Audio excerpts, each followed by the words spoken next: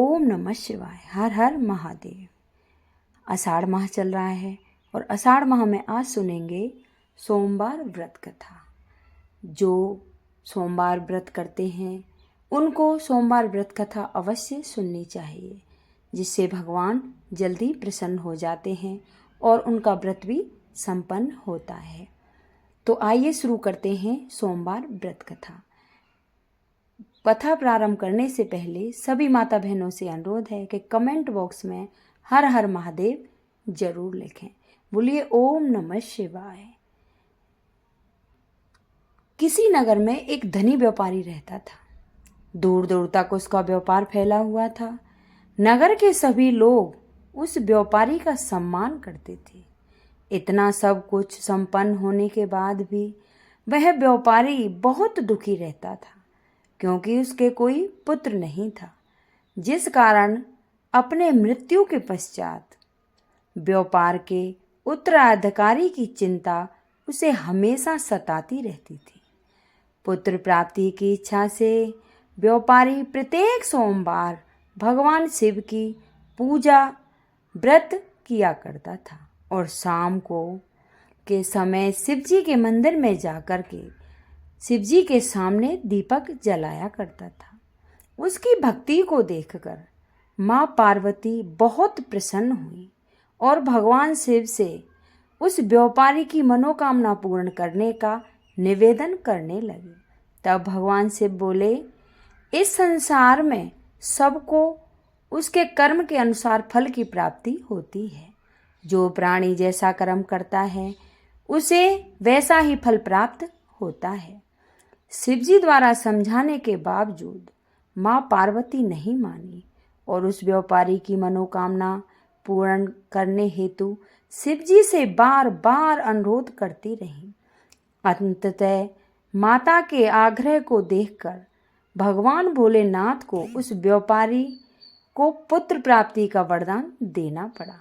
वरदान देने के पश्चात भोलेनाथ माँ पार्वती से बोले, आपके आग्रह पर मैंने पुत्र प्राप्ति का वरदान तो दे दिया है, परंतु इसका यह पुत्र 16 वर्ष से अधिक समय तक जीवित नहीं रहेगा। उसी रात भगवान शिव उस व्यापारी के स्वप्न में आए और उसे पुत्र प्राप्ति का वरदान दिया और उसके पुत्र के 16 वर्ष तक की जीवित रहने की भी बात बताई। भगवान के वरदान से व्यापारी को खुशी तो हुई, लेकिन पुत्र की अल्पायु की चिंता ने उस खुशी को नष्ट कर दिया।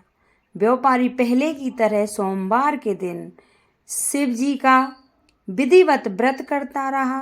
कुछ ही महीने के बाद उसके घर एक अति सुंदर बालक ने जन्म लिया और घर में खुशियां ही खुशियां भर गईं। बहुत धूमधाम से पुत्र का जन्म उत्सव मनाया गया, परंतु व्यापारी को पुत्र जन्म की अवधि अधिक खुशी नहीं हुई, क्योंकि उसे पुत्र की अल्पायु के रहस्य का पता था। जब पुत्र 12 वर्ष का हुआ तो व्यापारी ने उसे उसके मामा के साथ पढ़ने के लिए वाराणसी भेज दिया। लड़का अपने मामा के साथ शिक्षा प्राप्त हेतु चल दिया। रास्ते में जहाँ भी मामा भांजे विश्राम करने हेतु रुकते, वहीं यज्ञ करते हुए ब्राह्मण को भोजन कराते हुए जाते। लंबी यात्रा के बाद मामा भांजे एक नगर में पहुंचे। उस दिन नगर के राजा की कन्या का विवाह था, जिस कारण पूरे नगर को सजाया गया था। निश्चित समय पर बारात आ गई, लेकिन वर का पिता अपने बेटे के एक आंख से काना होने के कारण बहुत चिंतित था।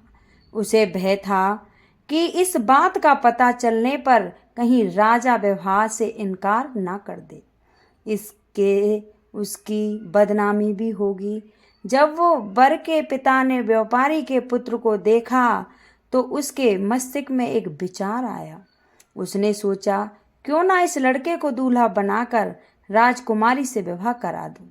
विवाह के बाद इसको धन देकर विदा कर दूंगा और राजकुमारी को अपने नगर में ले जाऊंगा।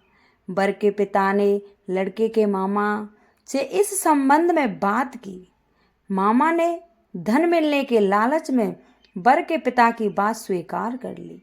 लड़के को दूल्हा के वस्त्र पहनाकर राजकुमारी से विवाह कर दिया गया। राजा ने बहुत सारा धन देकर राजकुमारी को विदा किया। शादी के बाद लड़का जब राजकुमारी से साथ लौट रहा था तो वह सच नहीं छिपा सका और उसने राजकुमारी के ओढ़नी पर लिख दिया, राजकुमारी तुम्हारा विवाह मेरे साथ हुआ था। मैं तो वाराणसी पढ़ने के लिए जा रहा हूँ और अब तुम्हें जिस नवयुवक की पत्नी बनाकर भेजेंगे वह एक आंख से काना है।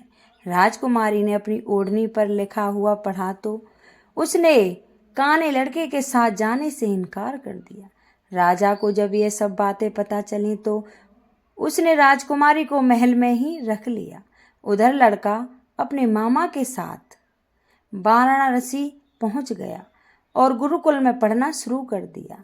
जब उसकी आयु 16 वर्ष की हुई तो उसके मामा ने यज्ञ रचा रखा था। यज्ञ के समाप्ति पर ब्राह्मण को भोजन कराया और खूब अन्न वस्त्र दान किए। रात को वह अपने शयन कक्ष में सो गया।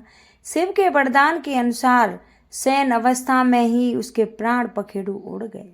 सूर्योदय पर मामा मृत भांजे को देखकर रोने पीटने लगा। आसपास के लोग भी एकत्रित हो गए और दुख प्रकट करने लगे। लड़के के मामा ने के रोने पर विलाप करने के स्वर से समीप से गुजरते हुए भगवान शिव और पार्वती ने भी सुना। माता पार्वती ने भगवान से कहा, हे प्राणनाथ, मुझे इसके रोने के स्वर सहन नहीं हो रहा है। आप इस व्यक्ति के कष्ट को अवश्य ही दूर करें। भगवान शिव ने पार्वती के साथ अदृश्य रूप में समीप जाकर देखा तो भोलेनाथ माता पार्वती से बोले, यह तो उसी व्यापारी का पुत्र है जिसे मैंने 16 वर्ष की आयु का वरदान दिया था। इसकी आयु पूरी हो गई है। माँ पार्वती ने फिर भगवान शिव से निवेदन कर उस बालक को जीवन दान देने का आग्रह किया।